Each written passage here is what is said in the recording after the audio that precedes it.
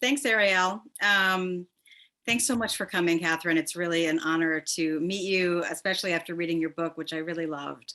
I'm curious, first of all, where the book started for you. What was the sort of origin story behind this book? Was it a character? Was it a place? Was it the place, Boyne City?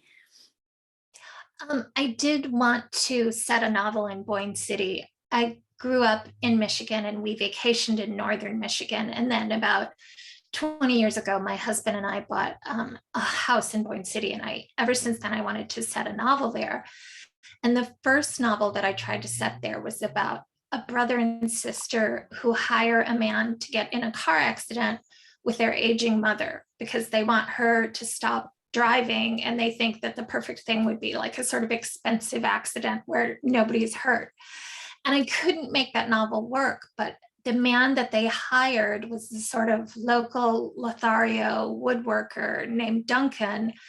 And I liked him so much that I took him and started over with the novel that became Early Morning Riser. So for people who don't know, I would love to just sort of place this geographically. I think a lot of people, when you say Northern Michigan, think now, is that the part of Michigan that is the Upper Peninsula? And I know that it's not because I also vacation in Northern Michigan. But describe what is Northern Michigan like and what is Boyne City like?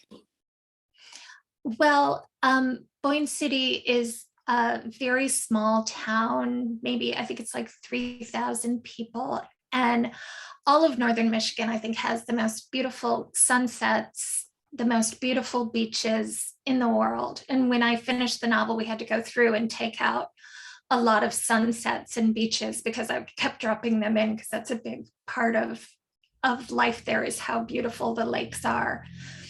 But it has the sort of good and bad things of a small town, which I was really wanting to explore. And I remember when we first moved there, the first summer we were there, we didn't have Wi-Fi. So every night I would go over to my neighbor's house and hook onto their Wi-Fi with my phone and check my email. And after about 3 days of this, one of the other neighbors was like, why do you go over to Ralph's house in your nightgown every night at 10? And I was like, oh, it's not London. They're really watching me. And my sons both took their first steps in Boyne City and learned to ride bikes there and learned to drive there. And they got their first summer job at BC Pizza, which is a pizza place in Boyne City. And when they went in for the interview, the manager asked them how fast they were on a scale of 1 to 10. And my older son was like, maybe a 5, maybe a 5.5. And they still hired him. So it's like, it's the good and bad of a small town. And it was very, very fascinating to me. And it was so much fun. I want to set all my books now in Boyne City. That's so sweet. I mean, the city is very much a character in the town and provides a huge community of characters that you build this novel around. I mean, it's not just a story of Jane and Duncan, the main couple in the story, but these other characters come and go, including very minor characters. They still get their due. I'm curious about Jane, who is such a lovely character, so lovable and so relatable. She is a second grade teacher. I'm curious and wondering why you made her a teacher, and also how did you learn what a good second grade teacher does? Because you describe her work so beautifully.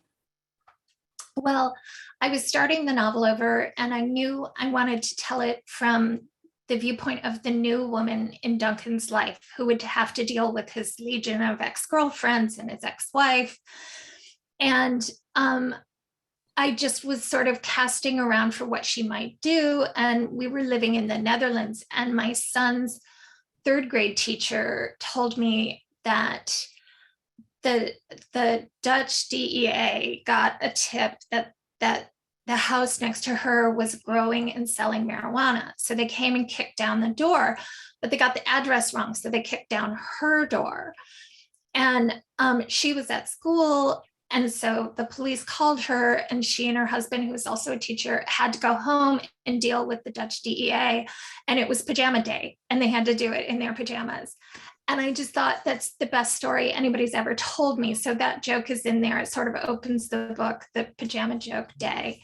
And then I made Jane a second grade teacher because I think second graders, I think 7-year-olds are really funny because they're very articulate, but they can't really do anything for themselves. So it's this weird, very weird dynamic. And I thought that would be funnier.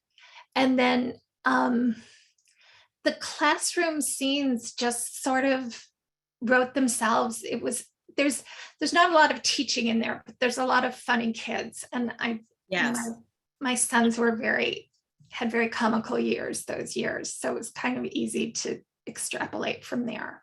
That's great. I mean, there's a set of instructions she leaves at one point that includes, this one child must not be allowed to touch the hamster or to hold the hamster, which just was like horrifyingly hilarious to imagine what goes on when that kid tries to pick up a hamster.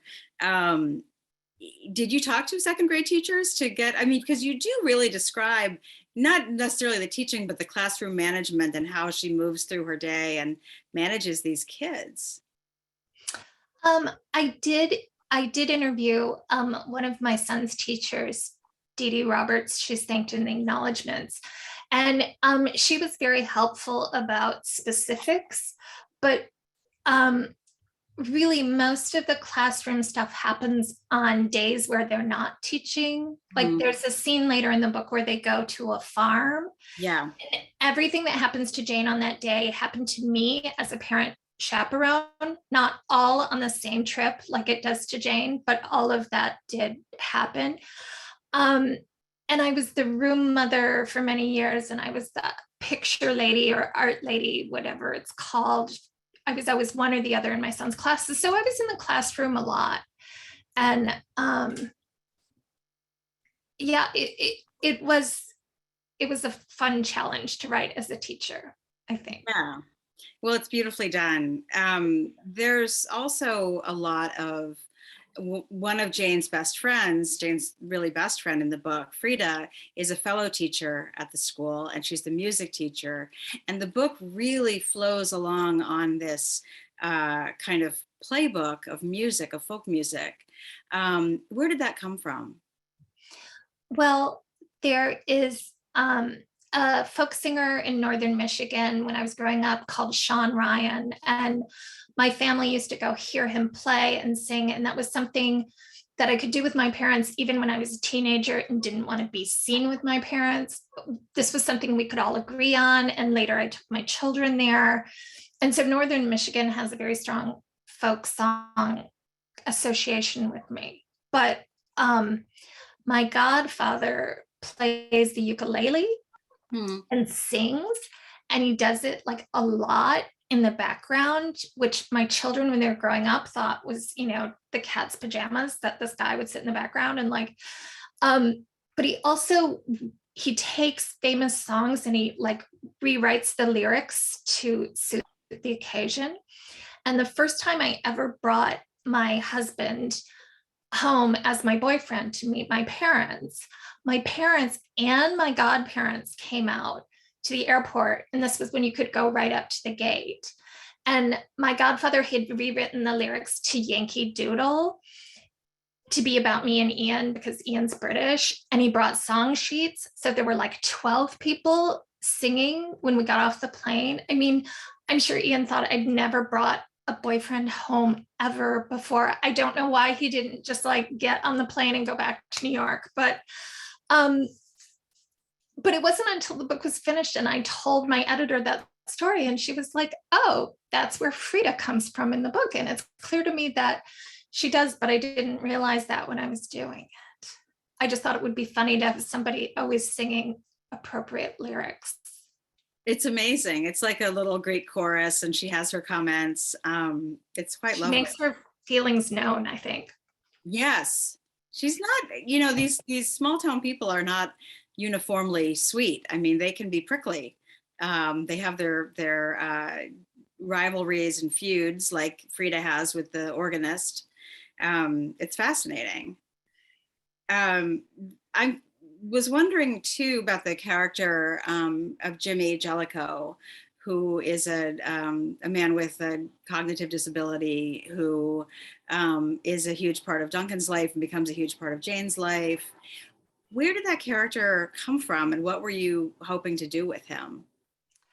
Um, he actually started because in the first chapter, Jane has a dinner party that doesn't go well. And dinner parties that don't go well are my all-time favorite thing to write about. And I just want to write a book that's one long dinner party. But I was thinking, she's new in town, who would she invite? And then I thought, well, she'll invite Duncan's assistant. But I already knew that Duncan's store was like hovering on the brink of collapse and not a super successful business model. So I didn't think he was going to have a very successful assistant. So Jimmy just sort of showed up to come there. And then I found him so interesting to write about that he became this major player in the book. And it was very important to me that Jimmy was like a kind and honest and decent man, and that he was a complex person and worthy of love, not just worthy of pity, but and that he would add to Jane's life immeasurably. I did not want him to be just defined by his intellectual disability. Yeah, you do such a nice job with that. Did you, like, as a writer, when you're writing about somebody with a disability or somebody who's different from yourself, like, how do you thread that needle of avoiding stereotyping or giving your character dignity and complexity?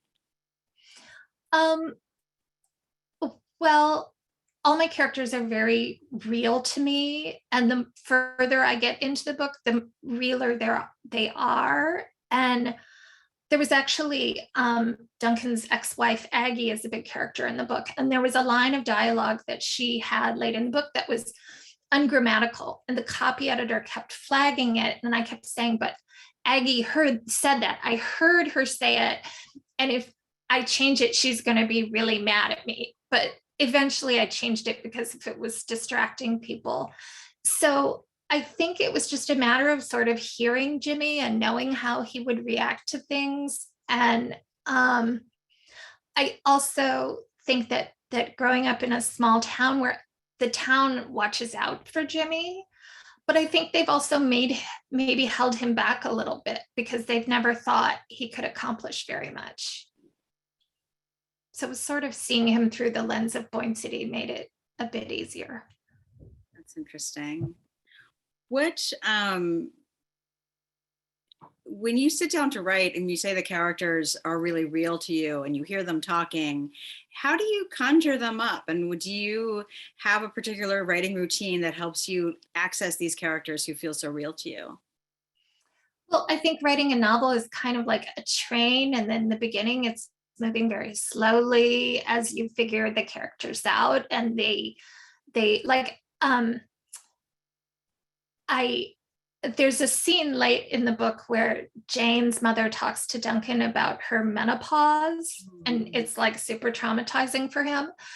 And I remember when I wrote that, it was late at night, and I hardly ever write late at night, but I was trying to finish the book. And I went upstairs and my husband was just falling asleep. And I was like, but wait, I have to tell you this hilarious thing that Jane's mother said. And it makes me sound crazy, but it does really seem real. And when you're in the final push for a book, it seems like the whole world is helping you because, you know, funny things are happening that you're able to put right in the book. And the characters tend to sort of just pop up very, and they have, you know, like as the more I write about them, the more I know their subtleties, but usually their personalities are pretty defined from the start. Did you always want to be a writer? Oh, always. I didn't think that I could really make a living at it. And when I graduated from college, my dad said that he would pay for me to go to law school or one of the two top creative writing schools. So I applied to like 10 law schools. I didn't get into any of them because I'm sure they looked at my transcripts and it was just like creative writing 1 through 15. Why does she want to go to law school? And then I applied to Columbia and the Iowa Writers Workshop. And Iowa rejected me. And then I got stuck in their rejection system and got a rejection letter every day for 3 days until I called them and was like, hey, relax, I'm not coming. And then I got into Columbia. So, but yeah, I mean, I always, when my best friend left for college, I wrote her letters in the forms of plays and radio interviews and newspaper articles. And I'm sure she was just like, please write me a normal letter. But I always liked writing. I still do. How has motherhood changed your writing? Oh, it's given me a lot of a lot of material. And I remember when I was writing the book, there's a day that I wanted Jane to have the worst possible day ever. And I reached right for the experience of my younger son had like a complete meltdown of exhaustion on the beach. And I had to lure him back to the car with marshmallows, the way that you would lure, I don't know, a bird to your feeder or something. And so I was like, oh, I know the perfect thing for that. And also when we lived in the Netherlands, we went to the Berlin Legoland. And when we went in, Hector, like a little bell rang and he was the millionth visitor. And so they said we should stay and they would have the ceremony and he would be on the news. And we were like early because we wanted to avoid the crowds, but then we wound up being there for like 6 hours. And finally Hector went up on stage and they presented him with some Legos and a teddy bear. And the teddy bear was pink, a girl's color. And Hector had a complete meltdown on the German news. Oh my God. So yeah, a lot of material, I think. Yeah, I mean, Jane has a very bad day that day. And even when Jane's having a pretty good day with her kids, I think you do a beautiful job sketching how just how much work that takes, every sort of little negotiation to try to get your kids to do the next thing that they have to do. It's beautifully done. It really felt real to me, that little kid life. How has the pandemic shaped your writing life? Well, I had a lot of ideas, but I had a very hard time during lockdown writing. Like I would sit down to write and there would be no fluency at the keyboard. Like I would make notes, but then I sort of couldn't write. And I eventually decided it was because like writers lead a pretty solitary life. And I think I was missing the stimulation of outside people. And shortly before the pandemic, I went to the dog park with one of our dogs, and I was talking to a man there, and he gave his dog a 10-minute warning when it was time to leave the park. And he wasn't being like playful or ironic. The dog took the news pretty well. And I remember just being so happy because it was so funny and thinking, oh, I'm going to go home and write. And even though I wasn't writing about that, it kind of gives you the impetus. And so I think I was missing the stimulation, but I mean, it was probably a million things that, like, I heard that Danielle Steele couldn't write during lockdown. And if she can't write, then what hope do the rest of us have? Exactly. It is interesting the way you use humor, and it's interesting that you hear that something that made you laugh out in the world was sort of fuel for writing, because your book does have so much humor in it. Your work has so much humor in it, but it also has some really horrible things that happen and some deep things, and you know, death and jealousy and dissatisfaction. How do you balance those hard things with the humor? I mean, does that come naturally to you, or do you have to go back and sort of recalibrate as you're writing? The humor comes first and more easily. I don't think I could write one without the other. And I think that I'm basically insecure. And I feel like if I'm not putting a joke in every paragraph, then people will stop reading. But the and the very serious parts, those are pretty easy to write too. I think as a writer, well, those two things balance out.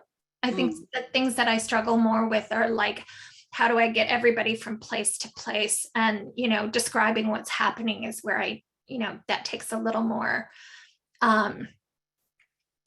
effort. But usually when I'm planning something, the jokes are the first thing that I think of because it's the most fun. Are you funny in conversation too? Well, I hope so. Actually, a few weeks ago, my sons and I were walking through the woods, and I saw that there was like a running club members running through the woods, and I could tell because they were wearing matching outfits. And so like when everybody went by, I was like, hello, how are you? And the first guy was friendly, but the other guys not so much. And then one of my sons pointed out it was the same man running on a short loop, but I was saying hello to him every time, like he was a new person.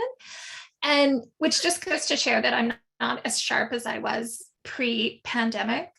But when my son pointed that out, I basically had to lie down on the path and laugh about it for like 15 minutes. I was like, this is the greatest thing ever. So I guess humor really, really stands out for me, and I'm always looking for it. Yeah. What so you've two novels and one collection of short stories. How do you approach writing those different forms? And when you were working on this last novel, were you also working on stories at the same time, or do you take a break from stories entirely? There's a very famous quote from Laurie Moore saying like a short story is a love affair and a marriage is a novel. And I think a short story is a party and a novel is like a family reunion where you have to keep seeing everyone in their bathrobes at breakfast every day. And it took me, I would say, about a year to write the first half of the book, and then maybe like 3 or 4 months to write the last half. It took off, and I was only working on that. And there's a point in the book where Gary, who's a very unobservant, sort of bewildered man, has a health crisis. And right as I was writing that chapter, that scene, my husband went to play squash, and he texted me that his squash partner was having blurred vision and dizzy spells, and they were going to the ER. Wow. And then he texted me from the ER to say that his squash partner, instead of wearing his squash goggles, had worn his wife's bifocals. And that's why he was having blurred vision and dizzy spells. And I just put it right in the book. That was like, and it's this weird sense, as I said earlier, like the whole world is helping you write this book. Everything, it becomes this thing where like everything that happens, which character it's going to happen to. And it's just a matter of sort of slotting things in. It's everything falls together in the last third of the book. At least it did for me. And we sold our house in Boone City in 2019 when I finished the book. And I was writing the last pages of the book as the house was being packed up around me. And it was so emotional. And I thought, this is the saddest thing ever. But that was before 2020, when the world showed us just how, decided to see how much we could take of sadness. So why did you sell the house in Boyne City? Are you going to miss going up there? I already do miss it a lot. We sold it because my sons are 22 and 20, and they weren't taking the whole summer off. Yeah. They wanted to stay. It was really far away, but I'm so glad we had it and did it. It will forever be one of my favorite places. Yeah. It is such a schlep, and I think people, sort of where we live now in New Jersey, don't always get how far things are in a state like Michigan. But to get to northern Michigan cabin land is usually about a 4-hour drive from Detroit. It is far. So yeah, I can understand that. Who are some of your favorite writers? Um, I feel like everything I am, everything I hope to be is I owe to Ann Tyler. I just think she's such a genius and such a major influence. Um, I really like Stephen King. I talk about Stephen King all the time. You know how Superman was born on another planet and brought here as a baby? I feel like that happened to Stephen King, because how else could one person be so prolific and so talented and so creative? And when I moved to London with my husband in 1998, the first two books I read there were Bridget Jones's Diary by Helen Fielding and High Fidelity by Nick Hornby. And I thought I had died and gone to heaven. I was like, I'm going to love living here. This is the greatest place. And I would say those two books and Heartburn by Nora Ephron, I can't overstate the influence those books had on me as a writer, and the inspiration and the jealousy and all the things that you experience when you're reading a great book. Have you ever met Ann Tyler? I have not. I wrote her a fan letter and she wrote back very graciously. Oh, so Have, sweet. have you met her? No, I haven't. And I don't think she goes to stuff. I think she's very Yeah. um, kind of down to earth and does her writing and gets it done and doesn't like really go in for, awards and speeches and things like that. But Yeah. when reading this book, I definitely was reminded of my first experiences reading Ann Tyler. There's this very similar um, warmth and humor and a kind of loving eye that you cast over your characters. It's really very similar to hers. Um, I want to see if anybody wants to ask a question. We just have a couple. Oh, this is a great question. And in fact, this is a terrific question. Tell me about the title of the book. Well, Frida in the book plays a lot of folk songs, and I knew right away that I wanted the title of one of the folk songs to be the title of the book. But then I had to cut some folk songs, or it was like Frida was singing all the time, every page. And one of the songs that I cut from the manuscript, but kept as the epigraph, was the lyrics from Early Morning Riser. And then that just seemed like a good title, and it was one everyone could agree on. And I'm not an early morning riser, so to me it's deeply ironic, but I did like it a lot. Tell me about that song because I don't know that song. But when I mentioned the title of the book to my dad, he said, "That's a song, isn't it?" And I said, "I guess so," because I had read the epigraph. But what's the song like? Um, it's a song by a group called the Weepies, and it's about like the world changing overnight, which definitely, I don't want to spoil my own book, but that happens to Jane. Her entire world changes overnight a couple of times. Mm-hmm. And so I felt like it was pretty appropriate. And then we found that gorgeous painting for the cover, and it all just sort of made sense. Another question from a reader is, or from a viewer is, it's interesting to build on so much from your personal life. Have you ever written about an event or person involved in an event who didn't appreciate it? Oh, I'm sure I have. I don't know who, well, probably my husband, who's always like, why do the husbands in your book, why are they always drinking whiskey and talking about facts that nobody wants to know? It's like, I can't imagine why that would be.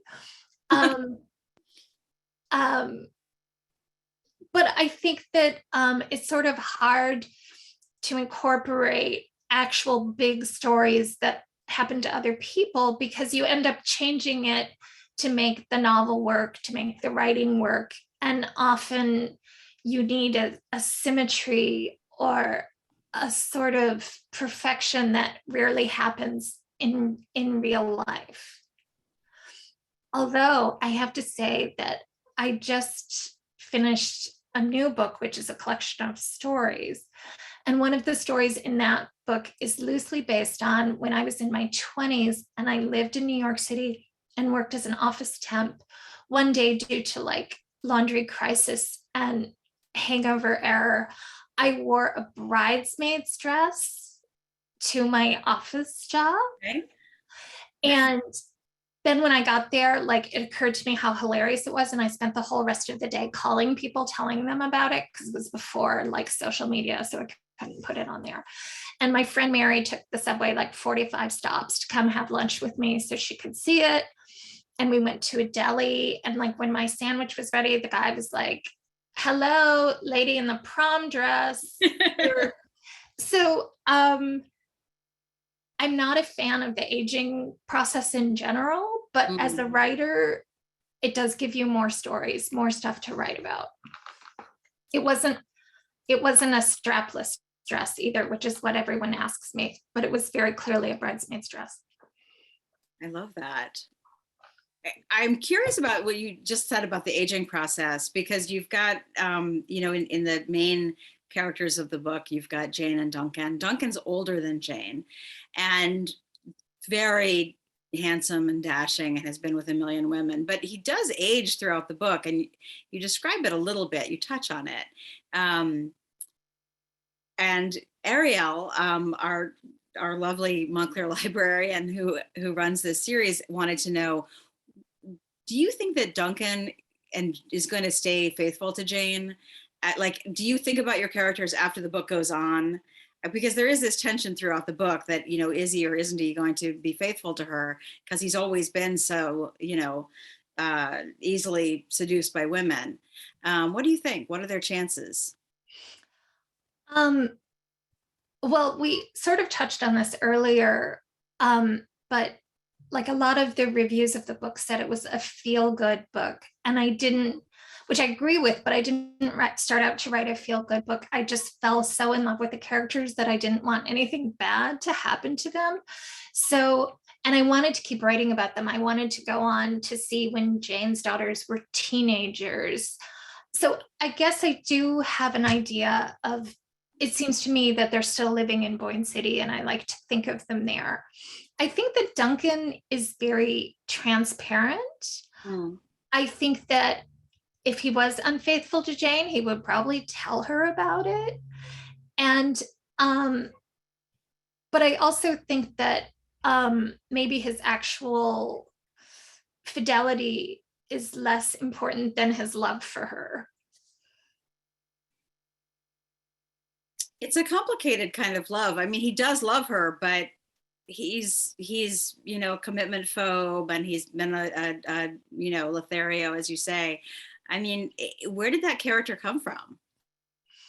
Well, it started when I was writing the failed novel about like who would agree to get in an accident for a little money, and I was like, well, so Duncan came along.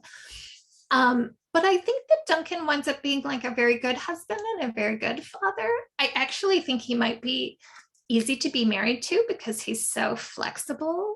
And I think that he loves Jimmy completely. He's very selfless in that. So Duncan was always an interesting character to me, being sort of this mix of selfish and selfless.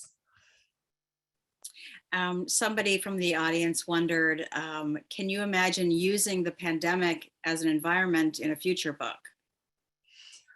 I did just write a short story that takes place during lockdown, where the main character, her migraines take a big uptick because I get migraines and mine increased a lot. And I had to learn to give myself a shot so that she learns, her roommate gives her a shot, and it takes place during lockdown, which was such a completely crazy time. I think that I baked, I don't know, probably like 3 batches of cookies every single day throughout the whole pandemic. I was just like, cookies are going to get us through this. I don't know why I was so sure, but Um, I mean, it's an ongoing debate. Like some people are like, we're so traumatized by the pandemic, we don't need to read about it in fiction. But other people are like, this is how we process stuff, by writing about it and reading about it. So yeah, that story is, I have that one story that's very particularly pandemic. And then there were a couple of other stories that I wrote that reference the pandemic. In one of them, the girl's grandmother, who my grandmother did this, made Afghans for everybody. She crocheted them for everybody in the family, and then everybody's significant others, and then everybody's significant others, ex-partners, and just the circle got wider and wider. And there's a line in one of the stories about how if Afghans had been toilet paper in 2020, they would all be millionaires. Amazing. Another person wanted to know, would you ever write a sequel to either of your novels? I don't think so. I think sequels are so hard to pull off. But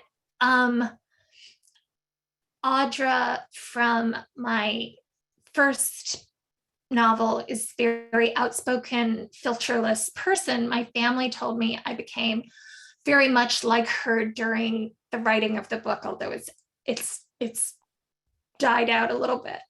But we just moved, and we had all this, problem with our boiler, and the boiler man was here so long. I felt like I was married to the boiler man, and I was like sort of wanting to write about that from Audra's point of view. I'm like, Audra would love this. She would love getting to know the boiler man. I love that. I mean, so you gather so much from your life into your books. Do you ever, how do you decide to tweak a story, or how do you can't just pull things in that totally happen. I mean, or do you pull things in that totally happened, or do you always sort of tweak it to make it funnier or more touching or more resonant somehow? Well, it's funny because one of my friend's mothers, during the pandemic, during lockdown, she called face masks muzzles. And she was like, oh, we have to wear our muzzles. And every time she talked about it, she would say, this is nonsense. We lived through the great measles outbreak of 1960s, so we don't need.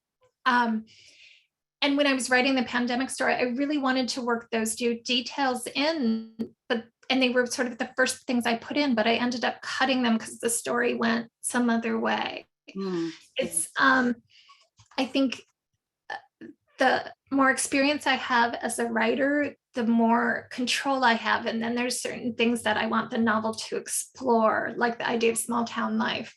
Whereas I feel in my early life as a novel, I was just so grateful to ever have an idea that the idea of controlling the idea was foreign to me. The story controlled me, and I was lucky enough if I held on and didn't let it get away. How else have you changed as a writer from the time you began to now? Can you see other ways that you've developed and changed, habits you've taken on or habits you've dropped?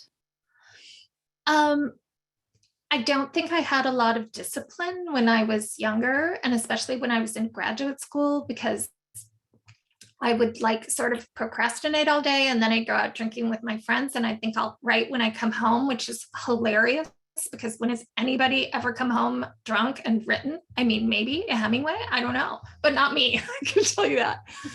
And I think the more I write, the whole thing about your brain is a muscle, and the more you work it, the stronger it gets. I think that I have a trust in myself now for if I put something in, I'm going to find a way to braid those two things together. And I think when I was younger, it was just a lot of hit or miss. And also, when you were talking earlier about how motherhood changed my life or changed my writing, I think that my sons are going to hate this because I say this all the time interviews, but that like when they were born, I had no creative energy.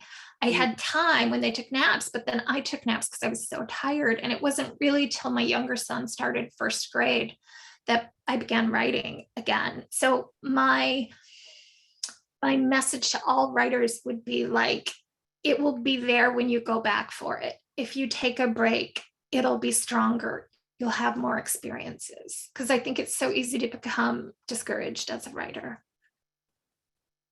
What other advice would you give young writers starting, not even young writers, writers of any age who are starting out? Ooh, I don't know. I think maybe that would be it. Um, I guess I could say write what you're most passionate about. And if you have, because there's always like a lot of projects and a lot of things you can pursue, but the one that you're meant to pursue is going to stand out to you as being really interesting, and that's what you should go for. Do you have a daily word count for yourself? Do you write every day and have to hit that count? No, I try to write. I read, and maybe this is like totally bogus, and I just have like adopted it, but that the two hours after you wake up, for the next 2 hours, those will be your most productive hours of the day, everybody. So I try to always write during those 2 hours. But also, I think I'm just a low energy person. I told my doctor that I need 10 hours a day sleep minimum to function. And he was like, nobody needs that. Like, I kind of do. I think it's true. Writing is for me it's very fun, but it's very exhausting. But when I'm finishing a book during the big sprint, I'll write like 8 hours a day. Wow. And then, my brain is just mush. Unsurprisingly, that's a huge amount of time to write. Yeah, I can't do that all day, every day, but I think there are writers who do that. Maybe Stephen King does that. Yeah. Just to get it done.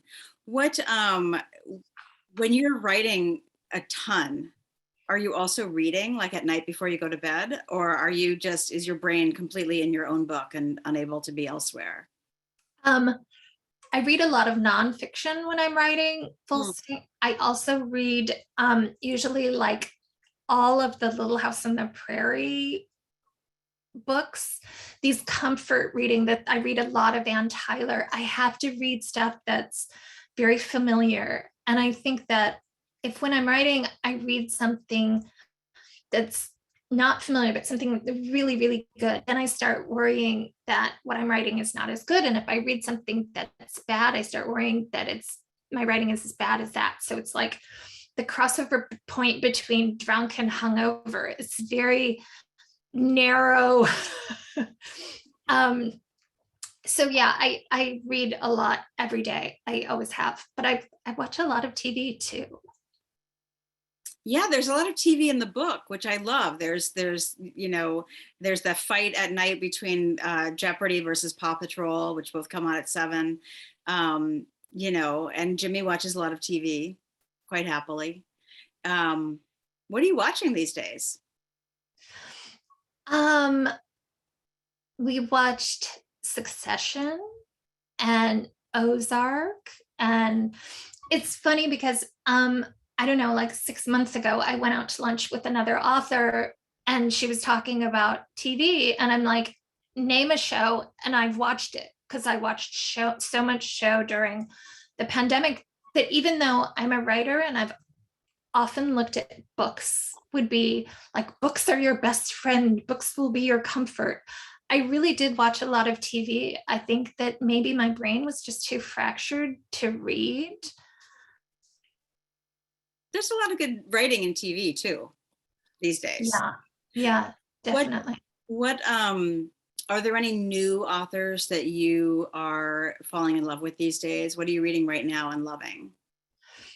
I just finished a novel called Darling by India Knight, and I don't think it's out yet, but it was really, really great. And when I was in college, I sat behind this guy in one of these huge lecture halls who had really beautiful handwriting. And later, drunk at a party, I got in the elevator and he was in the elevator. And I was like, you have great handwriting. And he looked really scared and he got off on the next floor, even though I'm sure that's not his floor. And then about a year ago, Facebook, like he popped up as a friend suggestion. And I was like, oh, that guy. So I friended him and I wrote him. And it turns out he's a poet. And he had a book of poetry come out last year called Worldly Goods. His name is Michael Kleber Diggs. Oh, And sure. would you know it? I don't know. I don't know his work, but I know who he is. Isn't he in the Twin Cities or something? Yes, yes. And he's the nicest person in the whole entire world. And his poems are like, even if you don't read poetry, you would love them. They're funny and they're smart and they're political and they're beautiful. And so I'm like, college is still enriching my life. Like drunk parties, it was worth it. It paid off handsomely. That's great. If there was anybody besides the people you've already mentioned, Ann Tyler and Stephen King, but do you have any other writing heroes, people you wish you could emulate in some way? Oh, that's hard because there's so many great writers and so many great books. A writer named Lacey Crawford wrote a memoir a couple of years ago called Notes on a Silencing, and that really took my breath away. You know, it's the story of her sexual assault at boarding school and how it was covered up by the school. But I just thought the writing lifted the whole thing to like this amazing level. And I remember when I first saw the series Girls on HBO, I got very jealous and had to go to bed early because I thought the writing was so funny. And I will read everything that Nick Hornby writes forever and ever. I think he's just truly original comic voice. Are your kids readers? No. Isn't that weird? It happens. I know. I don't think it's something you can really force. My husband only ever reads books about military history or foreign policy. And he says that my novels and my short stories are the best novels and best short stories he's ever read. And that might be true because I don't think he's read any other. But he is definitely my first reader and I write with him in mind. So it's kind of hilarious that I write picturing this reader of somebody who would never read me if he wasn't married to me. That's sweet though. He's your first reader. So you said you were working on a new collection of short stories. Are you done with what's the time frame? When will we see those stories? That will be out next year, right about this time. Will be called Games and Rituals. Games and Rituals from Knopf. Correct. Yep. Cool. Well, thank you so much. I think we should let you go. I know that you were a little under the weather earlier. I'm going to hand this back over to Ariel. Thanks so much. Oh, it was my pleasure. It was really fun. Well, thank you so much to both of you and for coming to Open Book, Open Mind for this delightful and illuminating discussion. Full disclosure, everybody, I am a big Katherine Heiny fan. And in fact, if you can't get enough Katherine Heiny, you're in luck because I'm going to be discussing this novel at my Everything Book Club next week. There are 2 sessions, one in person and one in Zoom. And you can find them on the library website, montclairlibrary.org. And I want to, this is the moment when I remind everybody that writers also need to eat, and that if you want books like this to go out into the world, and you want writers to come to Open Book, Open Mind, that you should consider buying their books. And I want to tell you that this is true. I would not lie to you. I bought this book because I loved it so much and I wanted to own it. And to me, that is the ultimate compliment that you can pay an author that you admire. So there should be a convenient link in the chat, or I will post one shortly, for you to do just that, or to borrow the book from the library. And then finally, we hope that you'll consider joining us for our first in-person Open Book, Open Mind event since the pandemic on June 12th. Tom Parada will be talking about his new book, Tracy Flick Can't Win. And in the meantime, Succeed Together, the Montclair Literary Festival has many exciting offerings in the days to come, as you've already heard. And we hope that you'll enjoy them all. How can you have too many writers? Be well, and we hope to see you soon. Thanks so much.